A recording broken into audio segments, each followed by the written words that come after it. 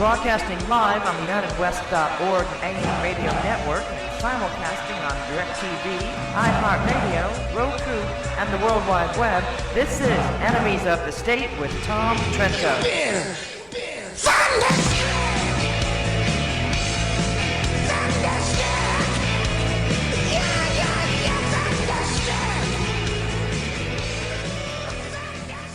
All right. I get jacked just watching that introduction. Yes. Happy Thursday, everybody. Welcome to Enemies of the State. My name is Damon Rosen, and I am still filling in for our intrepid leader, Tom Trento, who is away on special assignment.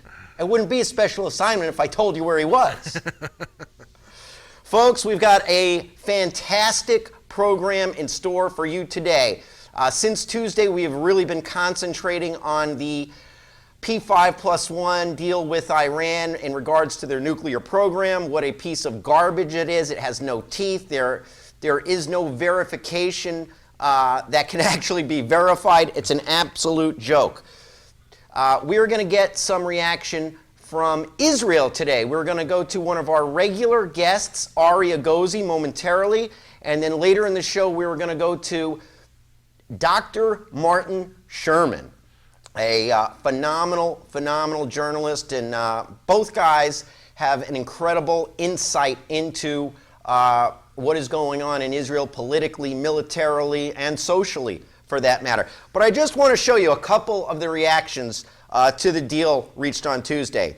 John Bolton, if you come to my screen here, Mark. Yeah. John Bolton, deal with Iran and American Munich. And of course, that's in reference to Chamberlain giving up, to Hitler, basically. Here's another one. Iranians are euphoric after nuclear deal reached. Guess what? When the side you're negotiating against is euphoric, there's going to be a problem. That's a clue. Now, here's an important one, and we're going to touch on this with Ari and Dr. Sherman. Netanyahu, Israel is not bound by Iran nuclear deal. What a stunning historic mistake, says Prime Minister. We will always defend ourselves, as well he should. This one should be particularly frightening. Nasrallah, nuke deal helps Iran back Palestinian resistance. Hezbollah chief says agreement will raise Tehran's regional standing, defends decision to hit Israel from Lebanon in January. That's something we're really going to get into with Ari. Let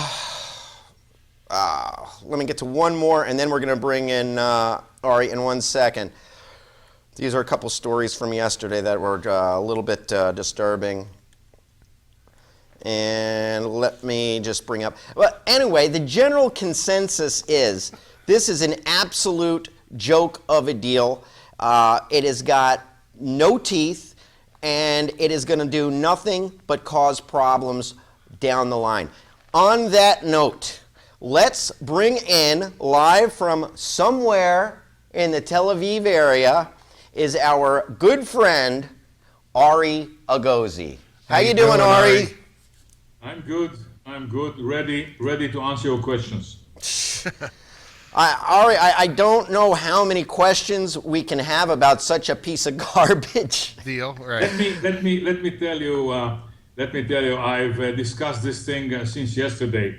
First of all, the Iranians should get the Nobel Prize for cheating. When you watch there's Zarif, the minister, standing on the balcony in Vienna, shouting to the journalist, smiling from ear to ear. He's a genius. He's a genius. They know how to cheat the world. Absolutely. Their smiles attack worked, and the world was taken by its nose and dragged down to I don't know. So they succeeded in fooling the world, but the world wanted to be fooled, because if you only read 3 pages of this so-called deal agreement, it's not what the paper it's printed on. It's full of holes like the Atlantic Ocean. So this deal is something that I cannot say on the word I cannot say on this program. Well, actually, Ari, we could bleep you out. Let her rip, man. It's not. It's very hard for me to control what I wanted to say.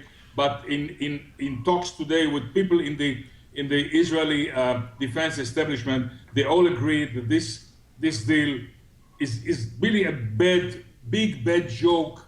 Yes. Something that history will take as one of the biggest hoax in the history of mankind. Many people are comparing this to Chamberlain and Munich. It's a joke. Absolutely. I mean, here's just another one. Fred Fleitz, who's an expert on this. It's even worse because in these days, information did not flow like here. Here we knew what is going to happen. That's a very good point. In spite of that fact, they came and signed this stupid agreement, and they are trying to convince Israel and the world that this is a good agreement that will stop or slow down Iran. So the facts are, Iran will not be slowed down. Iran will now, without the sanctions, billions of dollars will be pumped into Iran. Big companies all over the world are trying. Oh, they're already signing oil deals as we speak. They're signing them. They signed them already before this show airs. I mean, here's another one. Billions of dollars will be pumped into Iran. And let me tell you, Iran with this money will develop new weapons, which they will send it or give it as present to Hezbollah and HAMAS. And the fact that Saudi Arabia today used almost the same words Israel used is because they know what is coming in their way. Absolutely. Here's an article. Here's an article out of the Telegraph in the United Kingdom. Israel and Saudi Arabia present united front over Iran deal. Iran's enemies unsettled by its deal with the West, but Bashar al-Assad of Syria says it's a great victory. Of course, Assad says it's a great victory. He's run by Iran. He's a hand puppet of the mullahs. That's exactly what I said. Saudi Arabia and Israel, they cannot come out publicly, but some sources were quoted today, very high sources, Saudi Arabia. They talked as if Netanyahu talked. They understand what is going to happen without the sanctions. So Iran will achieve military nuclear capability in a few years. Iran will be flowed with money from all over the world, and its defense industry will try to sell shipments of weapon system ammunition to Hezbollah. That's why Nasrallah was so happy. Let's talk about that. That's one of the main things I wanted to talk to you about. For those of you who do not know Ari Egozi, Ari, how many years have you been working in the defense industry in Israel? I've been covering the defense industry in Israel for the last 40 years, and I know the establishment, I know the industry, I know everything. I talk with the people, I have access to information, and I know what goes on, and I couldn't even. I cannot tell you the words that were used today to describe this so-called agreement by the top people.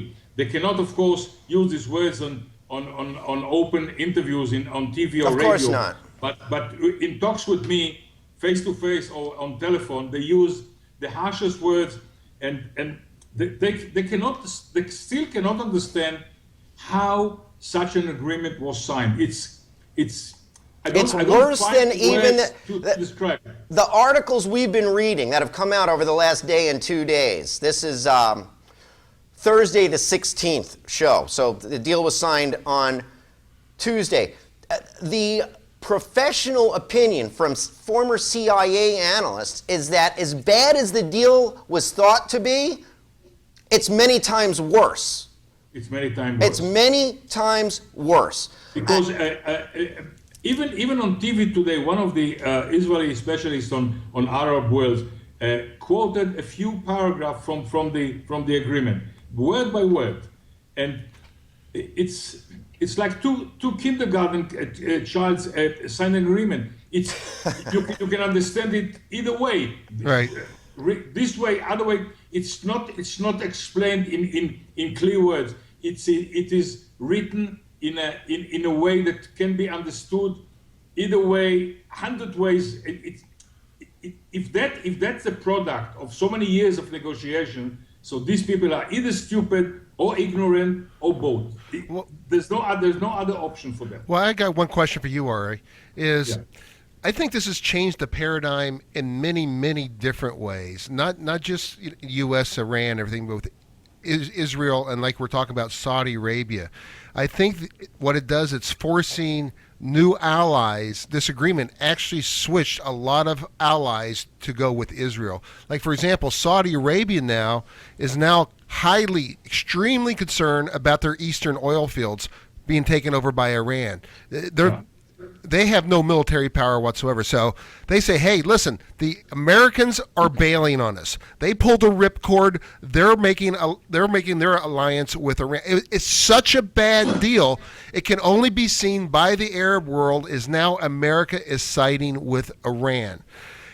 Now, Saudi Arabia, Jordan, everybody else has to go make new allies. And the only other allies in the region now are what? Israel. Is that an analysis or Russia.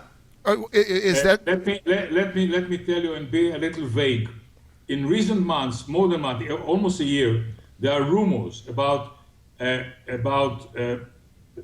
quiet discussions between Israel, Saudi Arabia, Egypt, and Jordan to make some sort of coalition, not a formal one, Right. but You can't have all those Arab countries have a formal one with the Jews.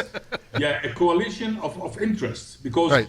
these countries, Israel, Jordan, Egypt, they all have the same interests against these fanatics in Tehran. And they understand that the minute they will get so much billions of dollars that are waiting in banks in Europe and in the US, the threat from Iran will be multiplied by thousands. So they are trying to find a way to block the Iranian aspirations to become the new leader of the region, and it will affect Hezbollah in Lebanon. It will affect Hamas in Gaza, and this will happen before they have a nuclear capability. So Hezbollah will get longer range rockets. Hamas will get longer range rockets. Hamas has a problem now because the Egyptians have stopped almost all the supply lines that go through the Sinai Desert to Gaza, but they will find ways, and Hezbollah, of course. That's what I want to get into with you. Ari, how far are you to driving time? How far are you from the Lebanese border? If I go now into my car, it's after rush hour. I can be on the Lebanese border in 2 hours and 15 minutes. 2 hours and 15 minutes. Now, Yes.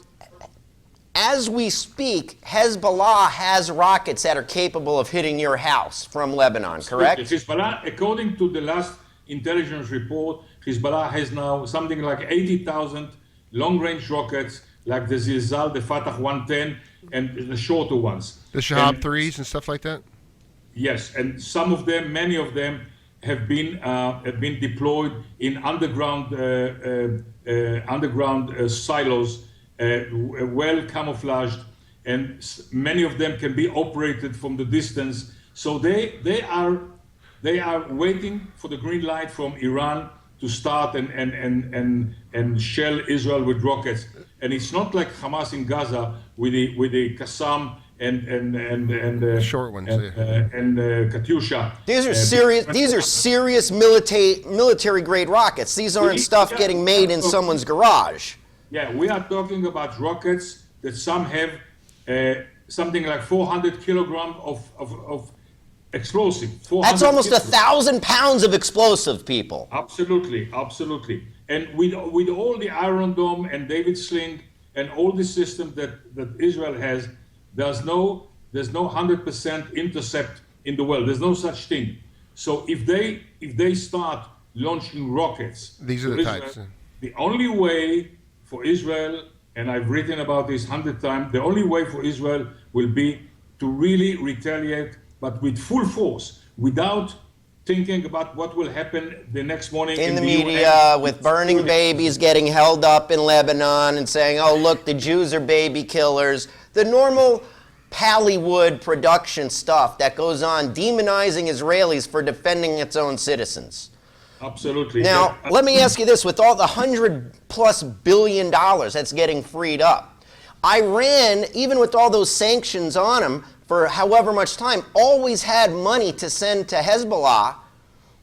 Of course. Now what's going to happen with the sanctions removed and they're plush with about $100 billion getting unfrozen?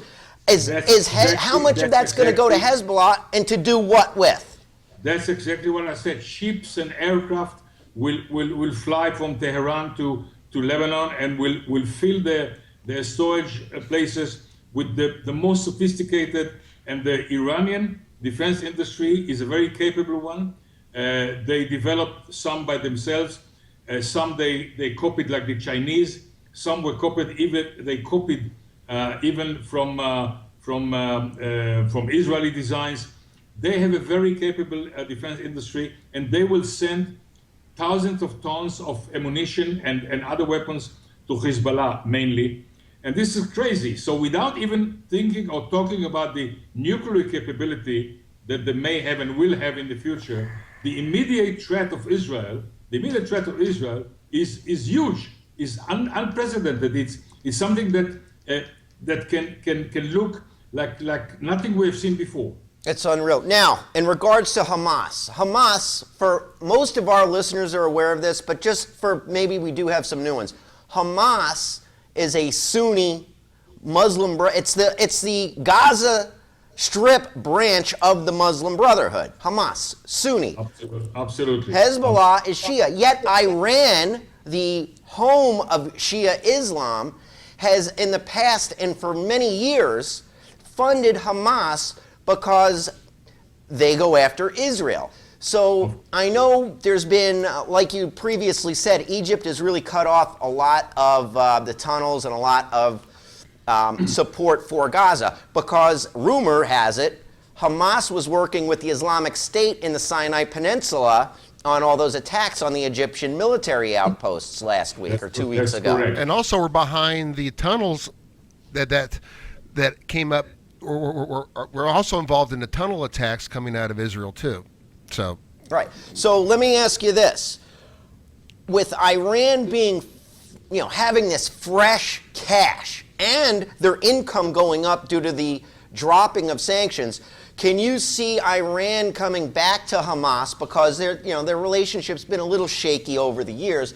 Can you see Iran strengthening their relationship with Hamas? And you have Hezbollah in the north, Hamas down south. Can you see Iran helping to coordinate a two-front attack on Israel? Absolutely. Their hatred to Israel is above any other consideration. They look at Hezbollah in Lebanon and on Hamas in Gaza as their proxies in the war against Israel. They don't carry Sunni Shiites. They do the dirty job for them on the borders. And you know that Iranian officers have been spotted on the Israeli-Lebanese border. And the Israeli-Syrian border. They have people in Gaza also. Of course, they look at Hamas and Hezbollah as their proxies in those two, and they may coordinate an attack on Israel from both sides. And this is a thing that is being taken into consideration by the IDF. And that was said openly only recently, that this is one scenario that Israel thinks can happen sooner or later. And this is not out of the possibility either. Is also Iran working with ISIS to get them a nuclear bomb to launch in America where their hands are clean from it. And ISIS takes the responsibility, a big, huge distraction. If that happens in America, nuclear bomb going off, now they're free to roll right into Saudi Arabia and take over those oil fields. That's not an unplausible scenario.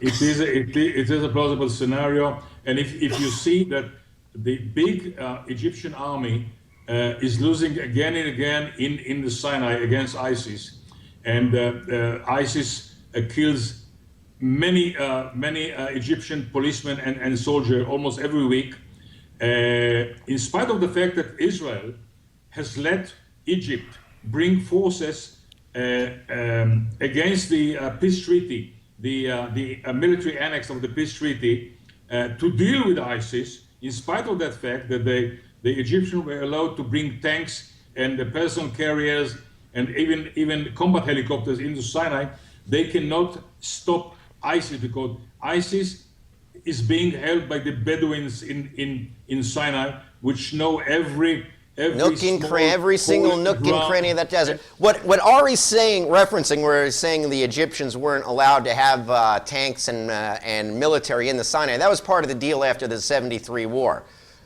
Israel basically controlled the whole Sinai. Part of the peace agreement was that it was basically like a giant DMZ, demilitarized zone, as a buffer between Egypt and Israel. But with the Islamic State going bonkers, Israel basically said, you know what? Forget that agreement. Go wipe these guys out.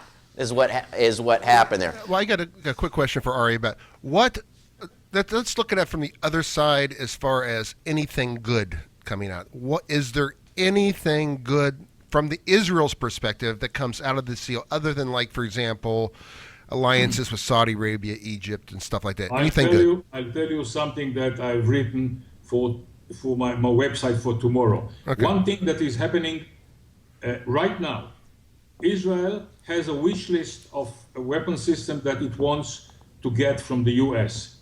It includes more F-35 stealth fighters. Okay. It includes C-46, KC-46 aerial refuelers. It includes the Boeing V-22 tilt-rotor aircraft. Okay. It includes the most powerful bunker buster bombs. And Israel hopes now that as some kind of compensation for this deal, that the US will allow Israel to get those systems. And I'm hoping for Santa Claus to pay a visit to my house tomorrow morning, even though I'm Jewish and it's July. Well, it might happen under a Republican administration if it gets taken over. I think that's what Ari's leading to. If this deal is so bad and the next election turns over to be Republican, the whole trough of these weapons and these systems that they've been wanting for years they're not going to get. That's if Israel is not thoroughly attacked between now and the next election in 2016. There's a lot of time between today and January 20th, yes. 2017.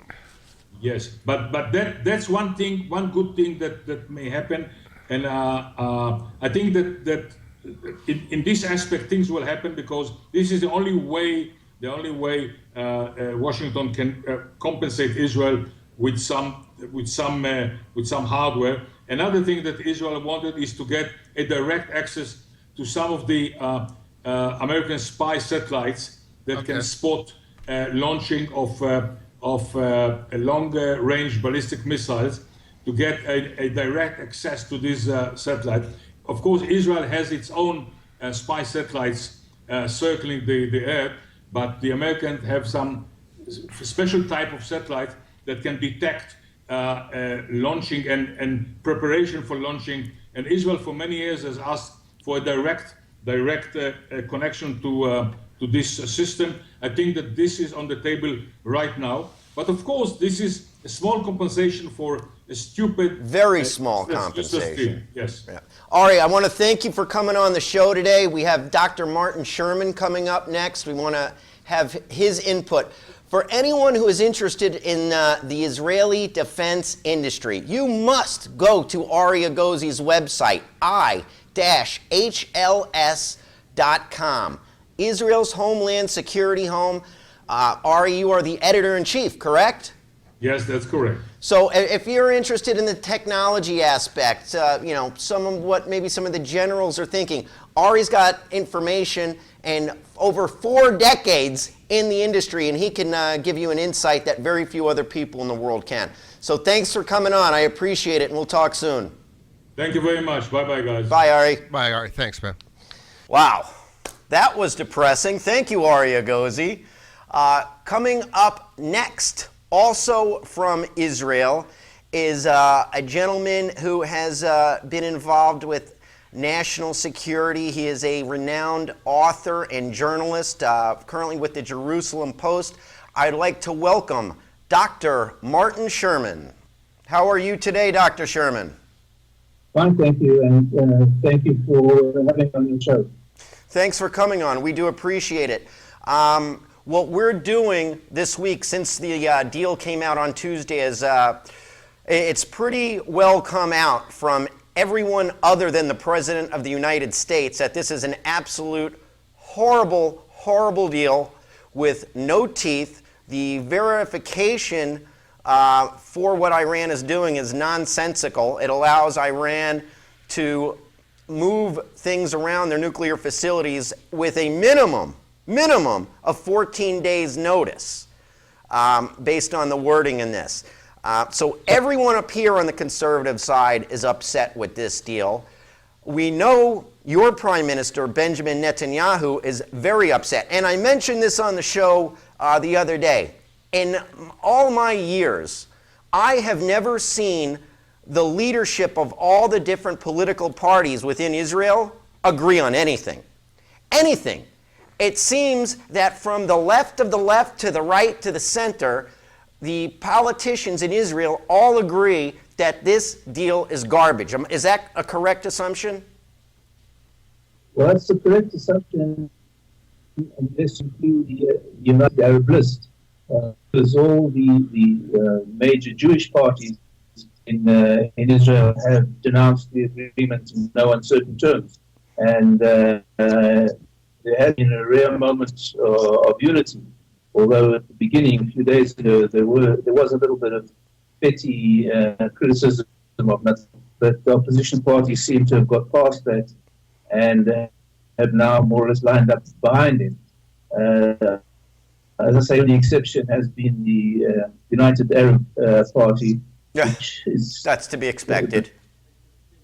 and they were very pleased with the agreement, and that speaks volumes in itself. Mm-hmm. Now, we know how the politicians feel.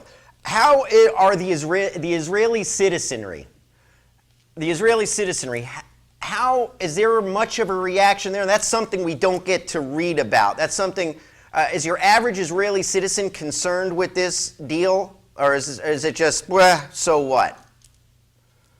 No, well, I must admit that I haven't done an in-depth survey of public opinion, but the feeling that I get is the average is very concerned with this, and rightly so, because when you think about it, it's almost an inconceivable situation whereby the entire Western world, led by the only superpower on the globe, has basically signed an unverifiable and unenforceable deal with a theocratic tyranny, the major financer and the proliferator terror in the world, trying to unstable the region, the entire region, at the expense of U.S. allies, Yes. and ideologically bent on the destruction of the U.S. and its allies. They've basically conceded weaponized nuclear status to this entity for no reason. Basically, Iran was on the ropes. Right, And, sorry, go ahead. Yeah, I was going to say, I mean, here's an article. It's from late last year. Iran's supreme leader touts 9-point plan to destroy Israel. Ayatollah Khomeini says West Bank should be armed like Gaza and Jewish population should return to countries it came from.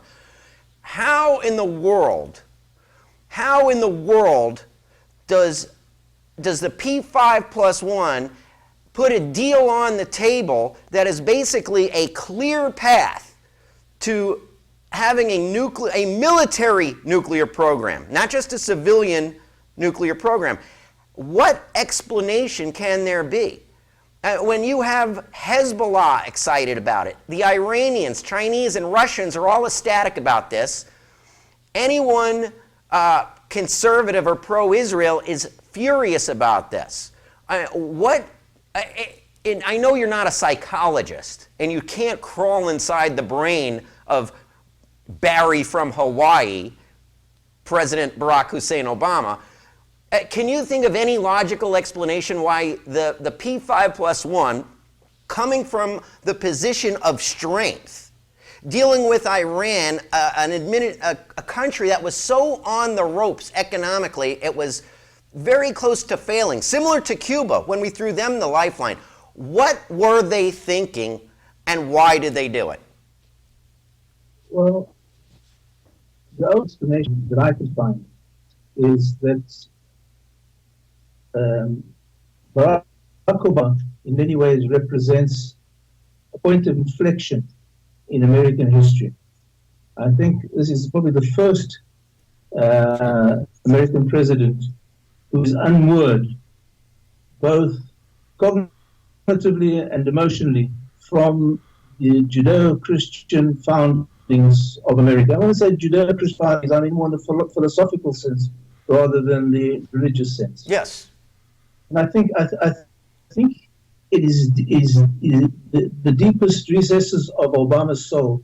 He doesn't believe that Islam is inimical to American interests, and he doesn't believe that descendant Islam is opposed to American interests and values. And I think if you accept that as your point of departure, it becomes much easier to decipher what's happened. Because you know, Henry Kissinger and George Shultz wrote an article about how it become this metamorphosis in the U.S. approach to the Iranian issue, from determination to prevent Iran having nuclear capability. We've now arrived at a situation whereby prevention has supervision of the ability that they were supposed to prevent. And eventually now it's become, with a sunset clause in this deal, it's only been supervision, but eventually resignation to its existence. It's going to be a policy of containment, not prevention. Right. I think that's a very important. I'm not even sure that we're talking about containment because of the sunset. With the sunset clause, once this agreement runs its course, Iran will be allowed to become a legitimate nuclear power in its own right. So I don't see what containment is. Well, with the lack of verification in this agreement, I mean, you really don't have to go to the end of the deal to assume that they are going to have a nuclear military program. This deal is worse than the deal with North Korea. I personally, and many experts, and I'm not an expert, but many people say this deal has so little teeth as far as the verification goes, they will be absolutely stunned if it goes to the sunset period on this deal before they obtain the nuclear capabilities. Well, I agree. I mean, I haven't gone into the details of the agreement, but as Alan Dershowitz recently wrote, it's not the details that are the problem, but it's the broad strokes. Even the broad structure of the agreement seems to be so flawed that the details are irrelevant, because it's almost impossible to imagine a rigorous inspection on an area as large and as wild as Iran over a 10-year period, where you've given the Iranians a 24-day of inspections. It's almost inconceivable. Yeah, Mark made the analogy yesterday. Yeah, I made the analogy yesterday. If the United States is the DEA agent and Mexico drug cartels are Iran, would we actually give the Mexican drug cartels 24 days to actually go search their house for cocaine and drugs and everything? No, it's insane. It's insane. And I quite agree with you. I think, as Netanyahu said, this is a stunning and historic mistake. And then something unexpected happened along the line. I think the world is a much less safe, much more dangerous place than it was last week. Yeah, as if that area of the world wasn't dangerous enough. There's not enough crazy stuff going on in the Middle East. We need to add a nuclear arms race to it. Go ahead, Mark. Now I got a question for you, Doctor. This deal, I think it signifies to the rest of the Arab nations that we've aligned ourselves with Iran. Does this not signify a nuclear arms race or encourage a nuclear arms race in Saudi Arabia and everywhere else where everybody else now has to have the bomb? Well, I think that's a distinct danger. But before I carry on to the answer, just let me say one other thing. The most ridiculous argument in favor of the deal was that no one offered an alternative, because the alternative was war. Now, imagine if you're an Iranian and you hear that. That's almost an invitation to violate the agreement, because Absolutely. if they violate the agreement, what do? Because you already said you have no more coercive or assertive options to implement. So basically, by saying this is the best we could do, you're asking the Iranians to violate. You're inviting them to violate the agreement. And this I think is precisely the message that other Arab and Muslim countries in the area are going to pick up on, because what they're going to see is America is a toothless paper tiger. Anyone can defy them on issues which they've taken previously very vigorous stances. Right. So if you look at whereas Theodore Roosevelt said, "Walk softly and carry a big stick." This administration chooses to speak loudly and carry a flimsy twig. I know. in many ways, I think that's the way it will be perceived.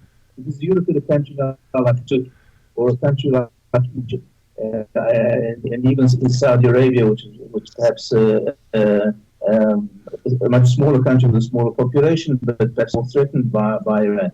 All of these countries would be looking very seriously either at buying a nuclear device, say from Pakistan, or inviting the North Koreans to build installations in their country. And it's almost an open invitation, because America has seen that the most dangerous country, the country most opposed to American interests, the country most inimical to American values, cannot be stopped, even in a very weak position. And I think in many ways the horses have left the stable, because even if this agreement is shot down by Congress, it will be extremely difficult to reinstate the sanctions regime that they had before. As we heard Obama say, if we find them violating, the sanctions will snap back. Snap back is something like a rubber band does. When you pull it and then it snaps back. These sanctions took a decade to put in place. They're gone now. The Russians and Chinese, everyone's signing oil deals. Since the ink dried on the paper of that agreement, there have been deals being written. Those sanctions are not snapping back to anything. No. So when Obama sits there in front of a camera and lied to us for 20 minutes Tuesday morning, he lied on so many fronts, but the snapping back of sanctions is gone. It's gone. Those sanctions are gone. They're never coming back, because Europe now has an avenue to buy their oil. Russia has an avenue to sell their weapons. Everybody around there has incentive now to buy and sell stuff from Iran. The sanctions are, no matter what happens with Congress, no matter what happens with America, no matter if the Congress rejects it, overrides his veto, those are gone. This deal is that bad because it was signed, the UN agreed to it, now the UN can just go out. Now everybody who's signed on to this treaty is free to do whatever they want to with Iran.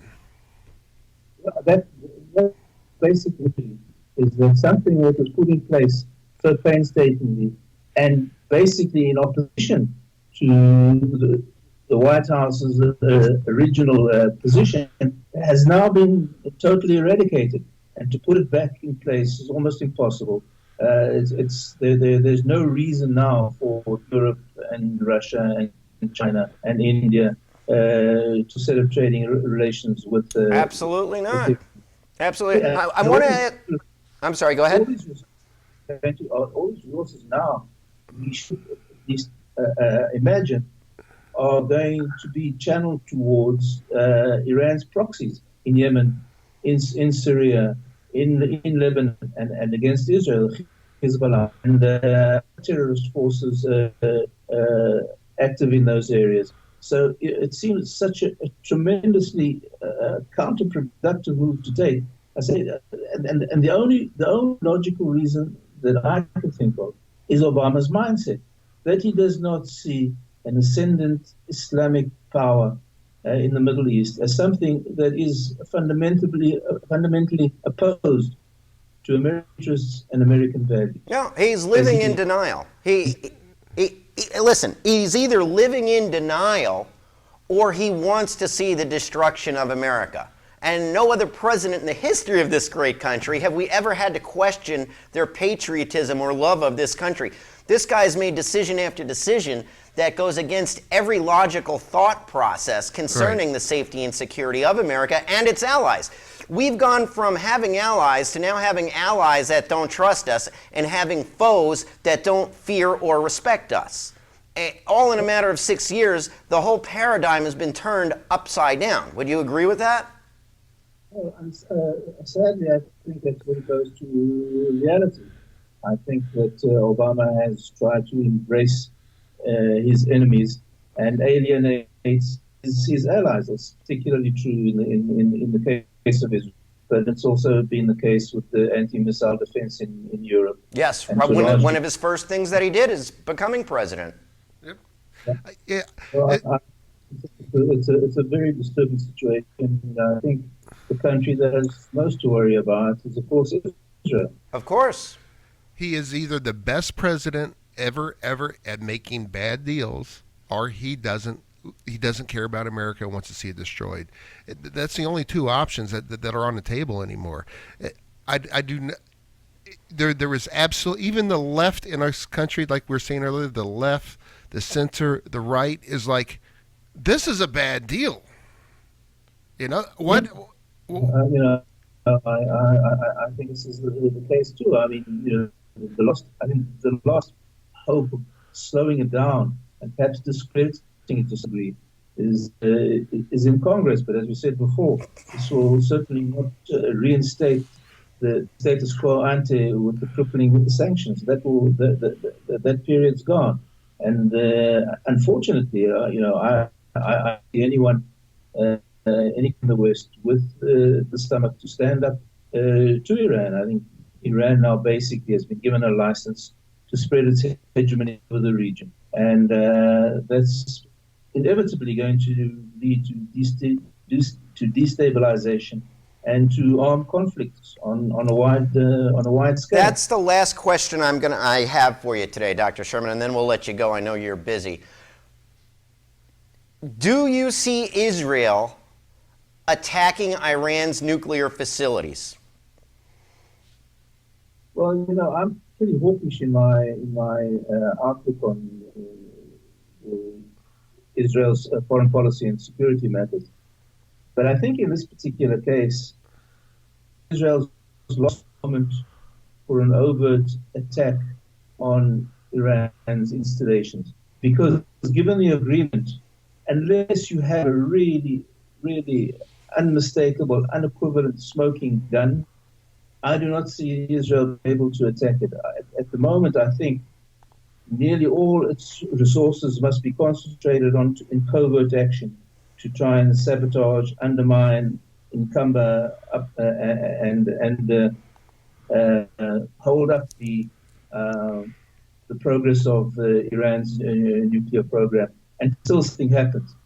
I think it will be very, very difficult for Israel now, given the world endorsement of this, to launch an overt military attack on it. I think, as I said before, I think efforts must be concentrated on covert operations with plausible deniability until some structural change in the circumstances. I just read an article this morning, and you said not an overt military attack, meaning whether it be via air or a sub. In the past, Israel has used technology to attack the Iranian nuclear program with the Stuxnet disease. I read this morning, and this made me want to vomit in my mouth. U.S. will teach Iran to thwart nuke threats. Meaning they're going to basically try and make it to where Israel can't use computer bugs and other means of sabotage to delay Iran's nuclear program. Excuse me. The United States is actually going to help Iran combat any efforts of covert. We have switched sides.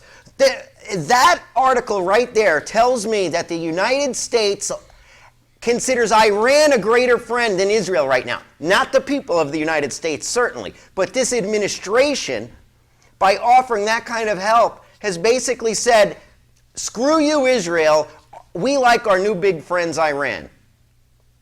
Well, I think, I haven't seen the article, but certainly it's the sentiments that I pointed out earlier, that Obama is certainly the most Islamic president ever to appear in the United States. And I really do not think he sees American interests being undermined by an ascendant Islamic power. And that's something everybody who believes that Sharia is not compliant with the American Constitution. Not at all. That.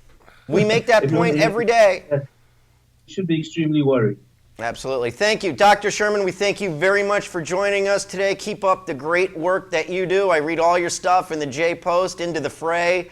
I love it, and it was an honor to meet you when we were in Israel back in March. Real pleasure to meet you.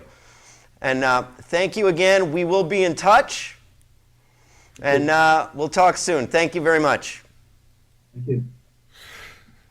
Wow. All right. Well, all right. That was two really good guests coming from Israel. And these aren't just Joe Schmo guys. These are guys that have their finger on the pulse of the everything going on in Israel politically, militarily, and a lot having to do with some of the social aspects having to deal with politics and military, how people feel. Because realize every Israeli citizen is in the military. So the military has a great influence on people's social lives, because even once you've served your initial 3 years, you're still in the reserve forever. So there's a tightness between the Israeli military and the Israeli citizenry, because the citizenry really is the military. Now, yeah, I'm looking at this whole thing here. I mean, listening to the experts, doing my own research, listening to the left, the right, the middle, everything. If this does not remind you of a watershed event in American history, like a watershed event that happened back in 1930, and this is not an over-dramatized statement. This is actually a direct parallel. When Chamberlain walked back with that document in his hand and said, "This is the greatest document in the world. We now have world peace." World peace. Yeah, and we have Obama saying basically the same thing. We now have world peace with these people who are saying death to Israel, death to America. Last Friday, Al-Quds Day. I beg someone to show me the difference between the mindset of that era and this era right now between Obama and Chamberlain. At least Chamberlain, one person did bring out a point. Chamberlain was later, he was sorry about it. He says, I made a mistake and worked with the government to help defeat Nazi Germany. Okay, well, guess what? When you have millions of people dying in this world because Iran has a nuclear bomb, Obama will probably say he's sorry also, for what it's worth. But we're playing with nuclear bombs this time. Imagine if Hitler would have had the nuclear bombs and Chamberlain signed that agreement. What would the world be like? This is what we're facing here, folks. I mean, I'm not being over dramatic about this. I actually try to not make this thing bigger than what it is, but it is that big. I don't know how else to put it. It is huge. These guys are making fissile material to make nuclear bombs to blow up in our city. Whether it's them, whether they give it to ISIS, whether they give it to somebody else, it is not a far stretch of the imagination that Iran gives a nuclear bomb to ISIS so they can blow up something in America, so Iran can do something in the Middle East to take over an oil field or something else. And on that point, people say, oh, that's so crazy. Iran would never help ISIS. They're killing each other. One Sunni, one Shia. Guess what 9/11 was, guys? Yeah. Guess what 9/11 was? Court proven.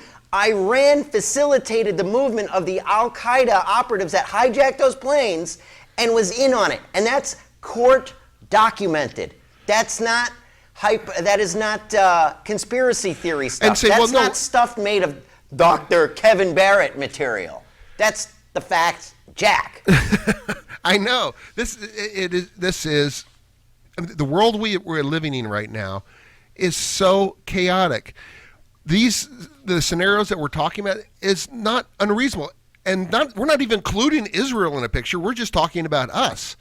Though Israel in the whole mix, where you have three entities, ISIS, Hamas, Muslim Brotherhood, and Iran, all calling Don't forget Hezbollah. Oh, and Hezbollah, Iran. Hezbollah, which is Iran's #1 proxy. State sponsor of terrorism.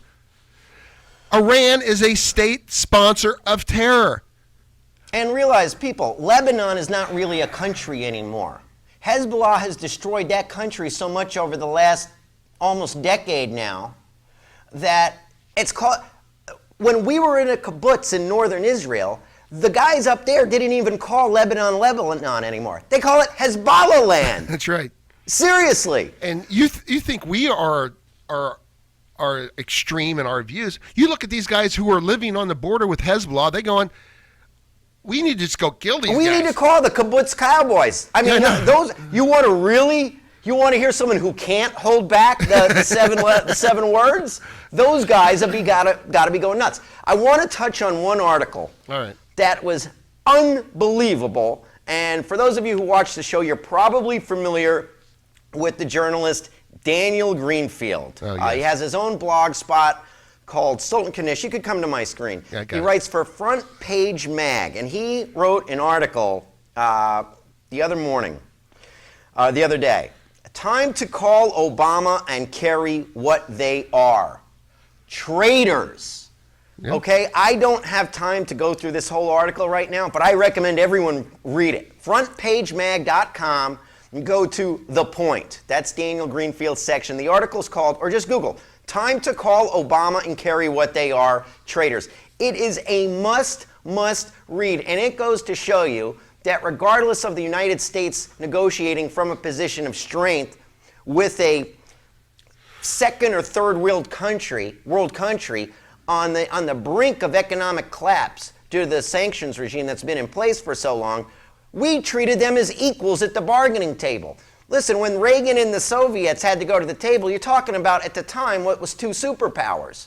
Okay, that's two NFL teams. This was like, the New England Patriots going to play a high school team and doing everything they can not to win the game. Essentially. Yeah, Tom Brady would have a real hard time beating St. Thomas Aquinas, as good as they are here. Right. Okay, guess what? It's like them playing and St. Thomas coming away with a win. I know. The only way that could happen, the only way the New England Patriots could lose to the St. Thomas Aquinas would be if they wanted to lose. And that's what this article gets into. The only reason we gave up so much for so little in return is because that is what John Kerry and Barry from Hawaii wanted. Well, I can actually highlight that point really quickly. The 4 hostages. They're getting, at the end of the deal, they say, hey, you know what? We want unlimited arms treaty, conventional weapons.